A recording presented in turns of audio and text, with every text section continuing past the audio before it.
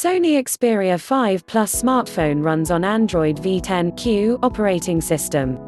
The phone is powered by octa-core 2.84 GHz, single-core, Cryo 585 plus 2.42 GHz, tri-core, Cryo 585 plus 1.8 GHz, quad-core, Cryo 585 processor. It runs on the Qualcomm Snapdragon 865 chipset.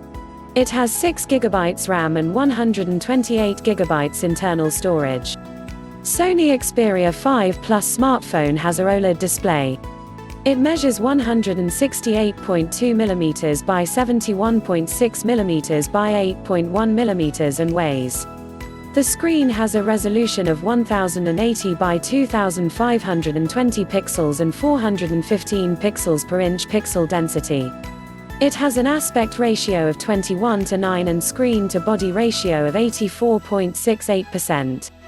On camera front, the buyers get a 8MP front camera, and on the rear, there's an 4.8MP plus 1.2MP plus 1.2MP camera with features like digital zoom, auto flash, face detection, touch to focus.